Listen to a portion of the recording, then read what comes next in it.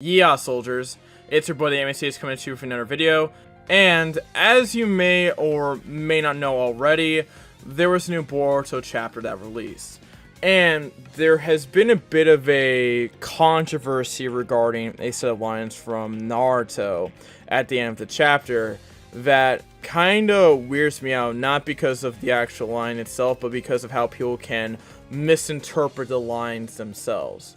So, I will be talking about what was actually said, so quick spoiler alert, because if you haven't read the latest Boruto chapter, I would rather you not get spoiled or anything like that, and let's just talk about it.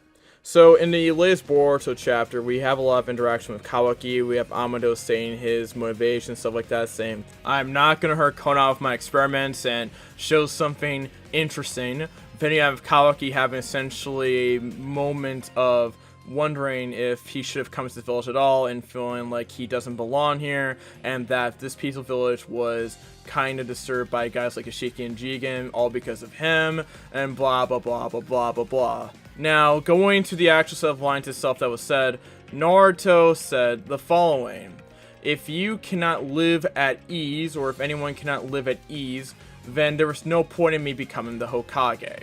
Now, you're probably wondering how this set of lines would be controversial. This sounds to be in Naruto's character completely. Naruto has wanted the world people to be in peace for a while, especially beginning with the later part of the Pain arc, when he essentially adopted Jiraiya's goal into his own. So, why would this not make any sense of a line? Are people just saying that's out of character? No. What I've seen a lot of people say is that they're saying that Naruto doesn't take the Hokage job seriously. Yeah. We're going to that territory now, huh? So, you're telling me that the guy that literally spends all those nights away from his family doing all that paperwork doesn't care about the Hokage job? Sure, okay. Now, there are people that are also saying that, well, this is kind of an out-of-character moment for Naruto, but again, if you've actually watched or read Naruto, you understand that it is in his character at this point. After all he's been through, this is definitely something that is in character for Naruto to say. But I just, on the second part of it, I just, can understand how someone can misinterpret this as him saying that he doesn't care about being Hokage or whatever they're trying to say, because the same dude that's spending all this time trying to make sure that Kawaki's safe, his son's safe, his family's safe, his village is safe, everyone is safe, and he's also trying to make sure the other 4 villages are safe, and the entire world is safe from the Otsutskis and guys like Code and stuff like that. I don't understand how this dude would not be taking his job seriously. I don't understand how a person would think that he's not taking his job seriously, or that he doesn't think that being Hokage is worth it, or something else. Cause that is literally not what he's saying at all. Now, a lot of people also were taking the opportunity to crop out the context that was there, and were trying to get people to spur up a reaction because, I don't know, Twitter users really love to spread misinformation just for the heck of it so they can get interactions, which is, by the way, extremely scummy. And then when people are caught in their lie or their misinformation, they're like, well, even with the context, it's not good anyways. No, it's not good for you, motherfucker, but you didn't watch Naruto, so I'm sorry to tell you this, but I don't care. I just don't care what you have to say if you don't understand this entire line. You literally have, 0 comprehension skills, and you need to go back to 7th grade reading or some shit. I don't understand how this entire line gets misinterpreted, and how scumbags like you literally get off to getting interactions and stuff off of something that is easily in character for Naruto. I don't get it. I just don't get it. Now, I understand that people have mixed opinions about Boruto, and that is completely fine. I don't care. For me, I like the manga, I just don't like the anime. I do think the anime is kind of heating up a little bit as they add more manga content into the mix, and Boruto seems to be in its best position in quite a bit of time. Is the manga perfect? No, not really. I do have my own criticisms for it, but I think it's in a good place right now, and I think that if it does some things correctly, it can be a very good story, especially for a new-gen story, and many people look past some of the controversy around it, where people had a lot of problems with Boruto as a character in the beginning.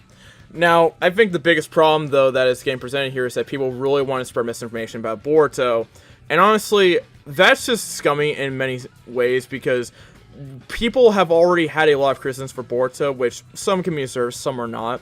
We don't need people spraying misinformation, because all of a sudden, for Boruto fans, it literally just seems like people are just spraying misinformation about it for no reason, and some of the criticism that the show gets is not deserved.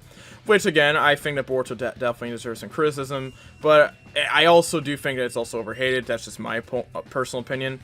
But the fact that people have been willingly spraying misinformation is definitely the scummiest shit I've ever seen, and I'm really pissed off about that, because that type of shit does not fly, in my opinion. Actually, what am I saying? That shit doesn't fly, period. Not my opinion. It just shouldn't fly at all. But in any case, I hope we can all agree that spraying misinformation like this is not a good thing, and we can just move on and just laugh at the people who are trying to spread misinformation about a manga series.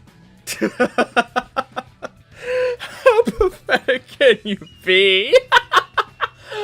Oh god, that's funny. Okay, but there's also one more thing I want to talk about, and something else that kind of caught my attention as I was reading a chapter in the aftermath of it was that people were saying that Kishimoto was a slow and methodical writer. Kishimoto, a fast-paced guy that gets to the point, especially with his manga. Kishimoto. Kishimoto. Yeah, you kind of understand why that doesn't make any sense, especially with what we know about the writing style of Naruto, and even with Boruto. I feel like we haven't seen that at all. The problem that I think that people are having is that they think that the manga's moving slow and methodical, when that's not really the case. It's because it's a monthly series. It's a monthly series, and it feels like that the series is going on longer than it should be with these chapters that are setting up something big, but it's actually something that would be tolerable in a weekly shonen manga, but it's not necessarily something that people can fully vibe with a monthly series. Which makes sense. Some people want a lot of action, and that's fine, but I don't think that that should immediately make calls for Kishimoto being a slow and methodical writer. That just doesn't make any sense. These are just like sub-chapters. They're just gonna sub some big fight with Ada, Daemon, and Co. Like, it's like how it goes. It's how it goes. It's how this goes. So let's just stop with calling Kishimoto a slow methodical writer. I want that to end really quickly, because that is not who he is. Anyway, that's about the end of this video, so thank you all for watching, and I hope you all enjoyed. Make sure to follow me on Twitter at @stage4, Instagram @_stage4, and join my Discord server, which is linked in the description. Also, follow me on Twitch for my podcast, and also I do plan on streaming over there. I think I'll start next week or later this week. I don't know fully when, but that's gonna be a thing. Shout out to my editor, Drew, for ending this video. Watch my community tab like a hawk, and let's get to 47K and eventually 50K. Shout out to my $10 patrons, names on screen, as well as my $30 patron, Gabe Tidwell, and $50 patron, Anguish. If you want to support me further and get rewards to shouts like these, go to my Patreon, which is linked in the description. And that's it for this video. Make sure to like, comment, subscribe, turn notifications, share the video. This has been your boy, the Anime Sage, sign out. Peace, your host, close out. Bye-bye. Peace.